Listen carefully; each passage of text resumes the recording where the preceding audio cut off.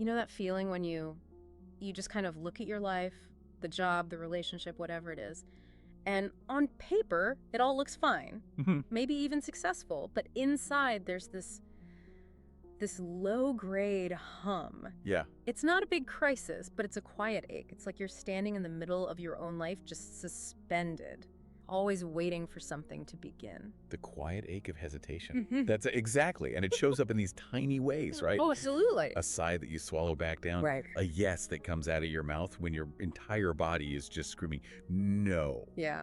It's this feeling of being constantly postponed. Postponed. That's the word. You're not totally stuck, but you're living in a state of not yet. Yes. And that not yet is exactly where we want to start this deep dive for you today.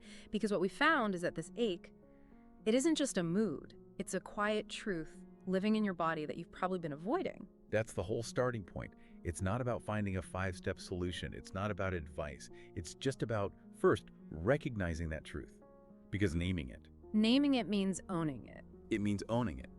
And when you own it, you have to choose. And there it is. That's the moment, isn't it? The second we hear the word choice, this fear just rushes in. We think it means we have to blow up our entire lives tomorrow. Right. We know choice means responsibility, and that just feels so dangerous. Why is that weight so hard to pick up? Because responsibility takes away the refuge of blame. If you say, I choose this, whatever this is, whatever the outcome, you have to stand in the center and own all of it. The good parts, the joy, but also the pain, the mess. The beauty and the mess. All of it. And you can't blame your boss anymore or the economy or your parents or the timing. You have to let go of that comforting little story of if only. That's terrifying. Dropping the if only story means you have to be the author. You can't just be a character reacting to the plot anymore. Precisely. But instead of doing that, what do? We build a cage. Right. Brick by brick. And the mortar we use is the word but. Oh, I know this one. I'd love to leave this job, but I need the money. Exactly. Or, I really want to speak up in that meeting, but they'll think I'm being difficult. And the thing is, those obstacles are real. They are. You know, needing money is real. Office politics are real. These aren't just flimsy excuses. No, they're conditions of life, absolutely. Yep. But the trap, the really subtle, profound trap, is in how we relate to them. We take a condition and we turn it into a cage. We start to believe we have no choice at all. And that's when the fading starts. That's when the slow disappearance begins, yeah. It's so insidious. You don't fail spectacularly, you fade. You fade. You start to confuse being reasonable with just being resigned. You start to mistake survival for actually living.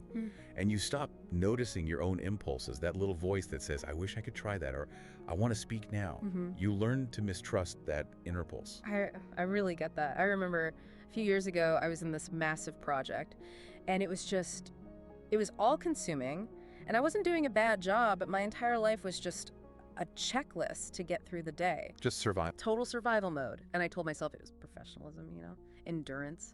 But looking back, my real self, my will, was just buried. I was waiting for the project to end so my real life could finally start.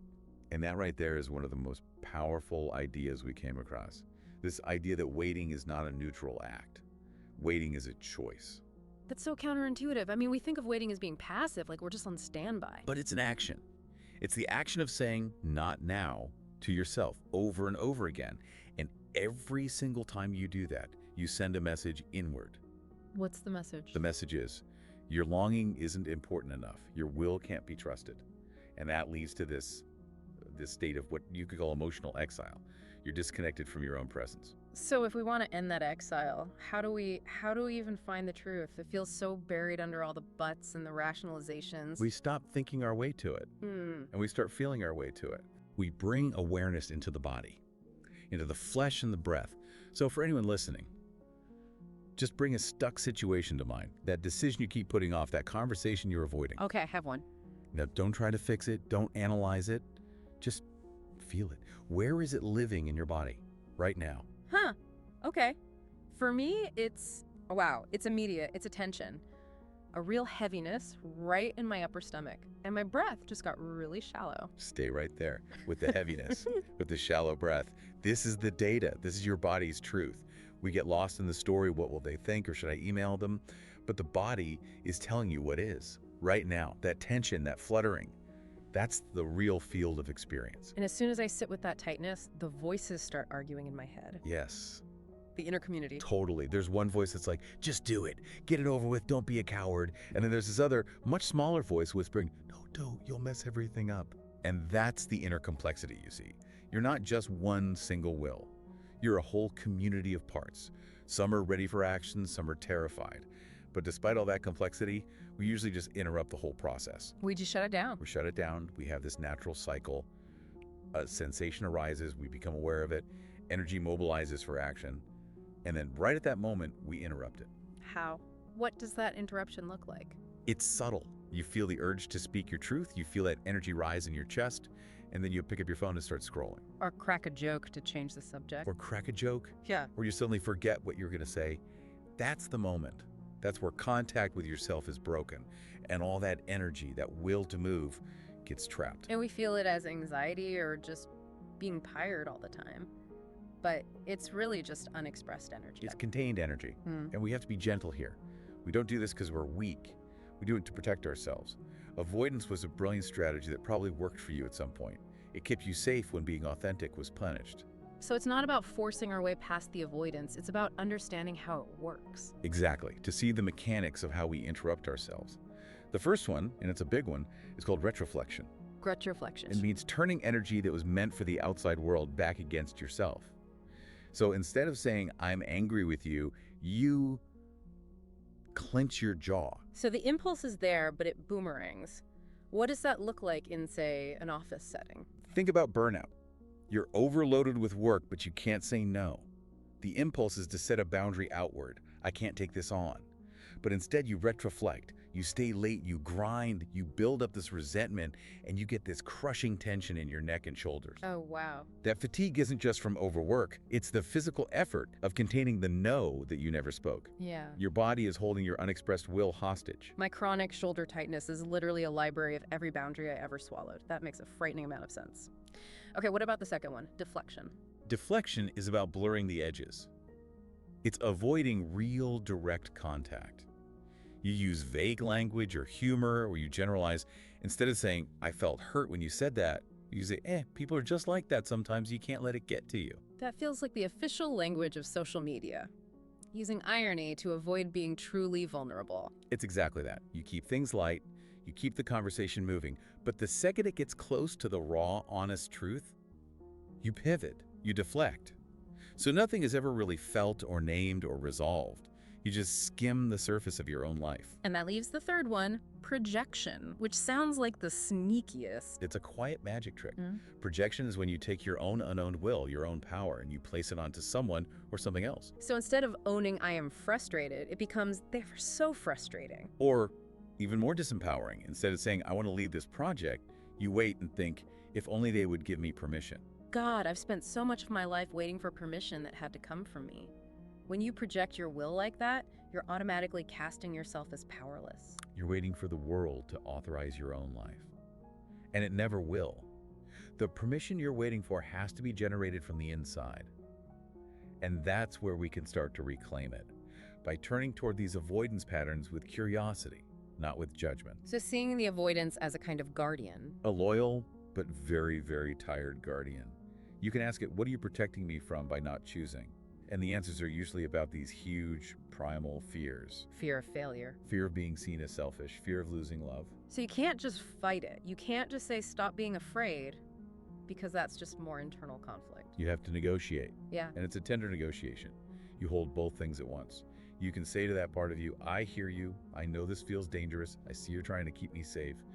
But what if I can feel the fear and still choose? You're making the fear part of the process, not an obstacle to it. It becomes relational. And this leads to the most radical reframe of all. Shifting your language from I have to I choose to. That feels huge. It changes everything. I have to stay in this job makes you a victim. But if you shift it just internally to I am choosing to stay in this job right now because I value security more than I value the risk of change at this moment. Then you get your agency back. You get your dignity back. Even if the choice sucks, even if I still hate the job, I'm no longer trapped by it. I'm in the driver's seat of a car I might not like, but I'm the one steering. That's the pivotal difference. You stop living in the shadow of if only. You're standing in the light of what you're actually choosing right now based on your current priorities. And that brings all of this unfinished business from the past right into the present moment. Yes, that's the key. The unsaid truth, the boundary you never set. It's not a past problem to go back and fix. You bring it into the warmth of the present. You stand here, now, as an adult, and you say, this matters, this still lives in me. And just by meeting it with presence, it stops haunting you. So true will isn't some big, heroic, fearless thing we find in the future. It's right here, in the mess. It's in the courage to say, I'm scared, and I choose anyway. That's responsibility. The ability to respond fully to your life, including the trembling, including the doubt. Freedom doesn't show up as a lightning bolt. It shows up as a tremor in your hands, just before you speak your truth. Or that full breath you take after you finally say the thing you needed to say. That's it. So the whole shift is to stop treating your will like a problem you have to solve and start treating it like a presence you can meet. Just that tiny adjustment feels like it could change everything. It does. Every conscious choice, even the small ones where your voice shakes a little, is a stitch in the fabric of a life that is truly yours. Your will has been there all along. It doesn't need you to be perfect. It just needs you to be present. To be present and honest with yourself, that's where the power is. It is. So we'd like to leave you with a question, not as a problem to solve, but just something to carry with you, something to feel into. What would it feel like to trust your will, even when it's trembling? Just let that raw, imperfect, tender presence be enough.